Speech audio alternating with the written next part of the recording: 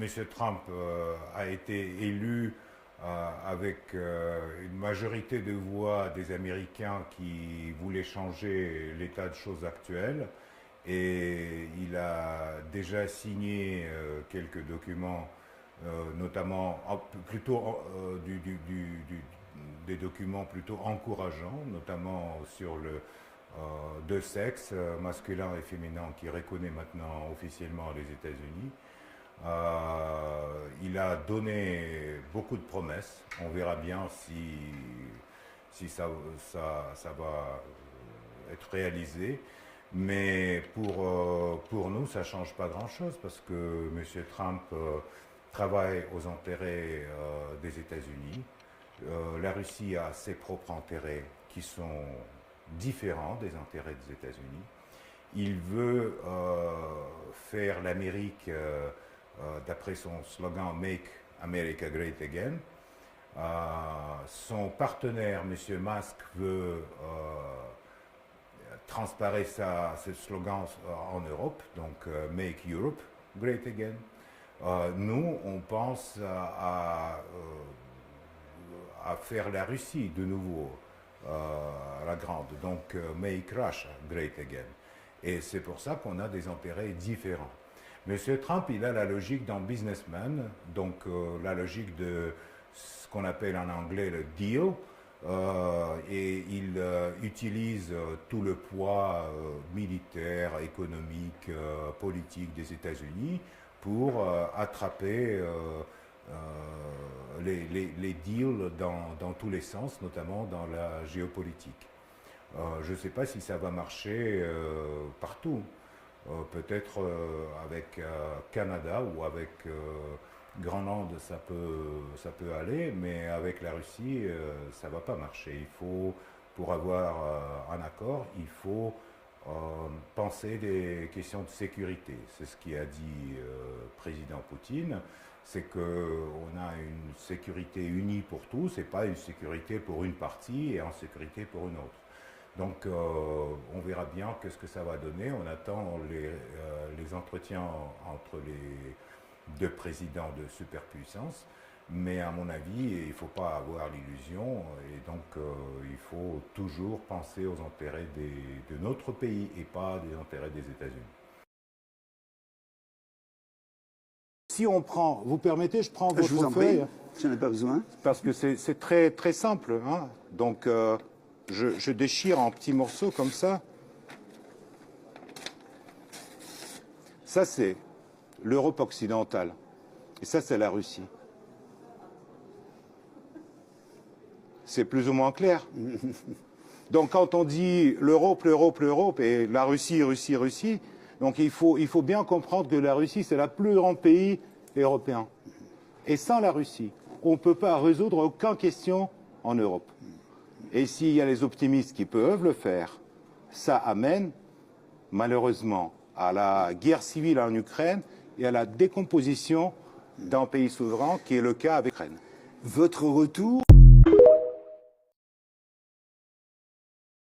On s'en fout de la reconnaissance ou pas reconnaissance de l'Europe occidentale et des États-Unis.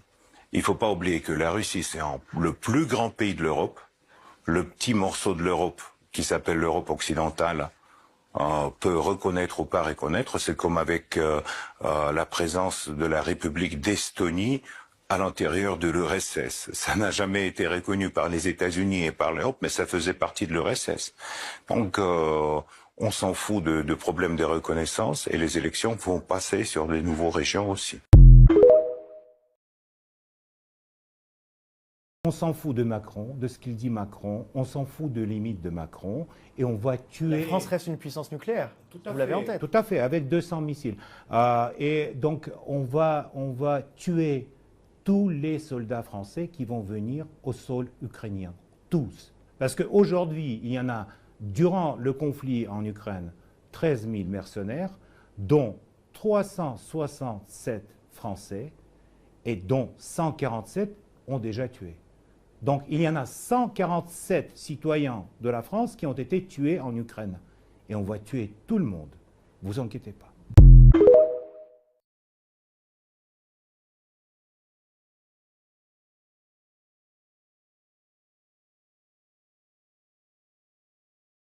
La Russie, c'est le plus grand pays du monde entier et c'est le plus grand pays de l'Europe. Un petit morceau de l'Europe qui s'appelle l'Union européenne, par rapport à la Russie, c'est caca de mouche sur la carte. Et donc, nous regrettons qu'avec nos voisins, nous avons aujourd'hui une période de relations comme ça. Mais la Russie reste un grand pays. Vous savez, quand les Français demandent, il est où la Yakoutie? Moi, je dis, écoutez, mais au moins, c'est pas poli, parce que sur le territoire de Yakoutie, on peut mettre 3 fois la France. Mais les Yakoutes, ils demandent pas où est la France, hein? Ils savent bien que la France est sur sa place. Donc il faut plus étudier la géographie, ça aide beaucoup dans des raisons après pour prendre les décisions dans l'économie ou dans la politique.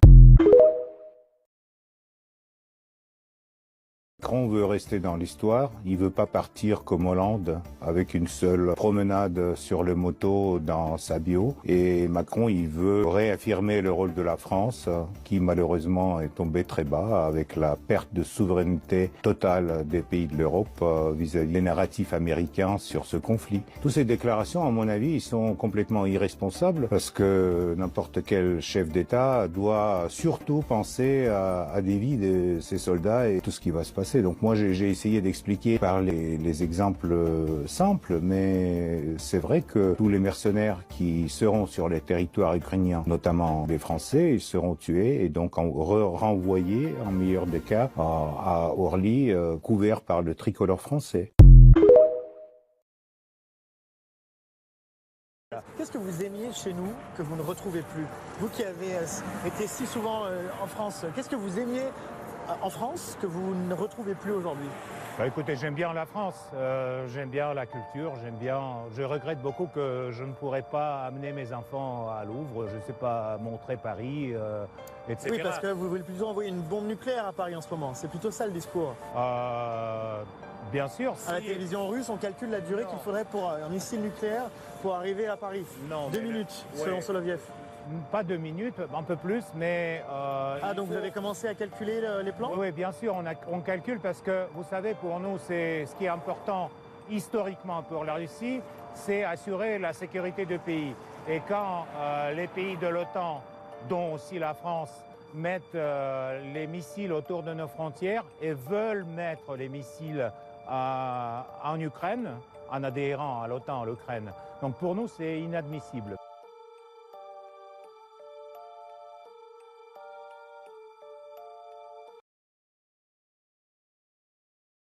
On va tuer tous les soldats français qui vont venir au sol ukrainien. Tous.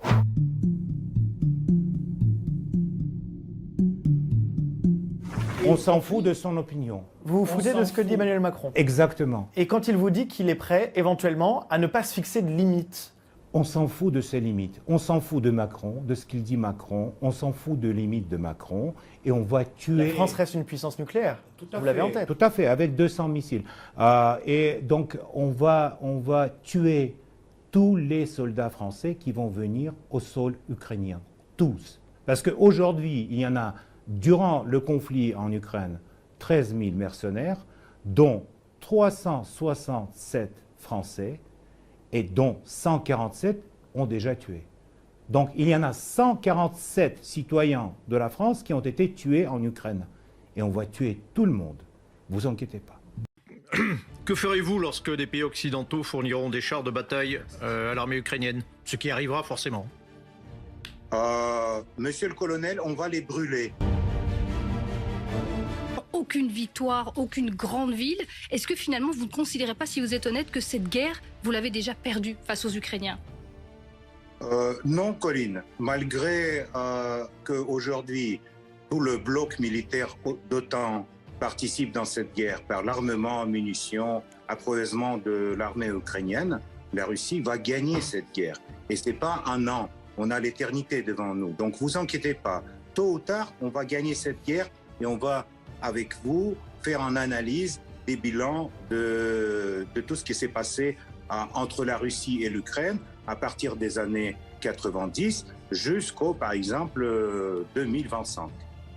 Colonel Goya. Oui. Que ferez-vous lorsque des pays occidentaux fourniront des chars de bataille à l'armée ukrainienne? Ce qui arrivera forcément. Monsieur le colonel, on va les brûler.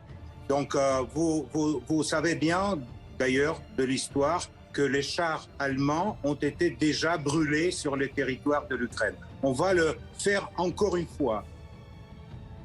Comment réagirez-vous, au-delà de vouloir les brûler, si, par exemple, la France, pour préciser la question du colonel encore, si la France livre à l'Ukraine des chars français, des chars Leclerc? On a très très peur. Vraiment, on est paniqué. Vous pouvez livrer aux totalités l'Union européenne avec les chars grecs. Vous pouvez livrer aux Ukrainiens 200 chars.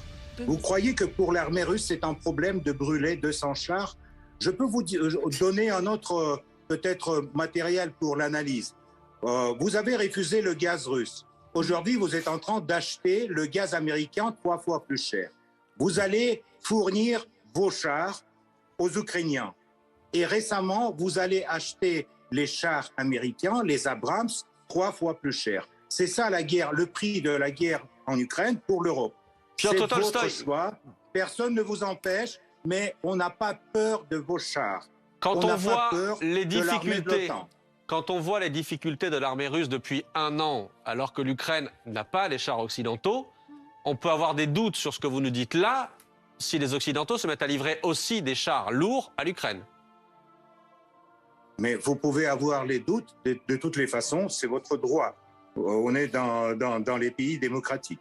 Je vous dis, c'est ce que ressentent les Russes par rapport la question de Monsieur Colonel, c'était ça. Qu'est-ce que vous allez faire avec les chars de l'OTAN qu'on va fournir en Ukraine? On va les brûler, comme tous les gens qui vont venir avec ces chars. Oui, parce que c'est clair que les Ukrainiens ne peuvent pas guider les chars Leclerc ou les chars Léopard. Attendez, vous attendez, tous les spécialistes...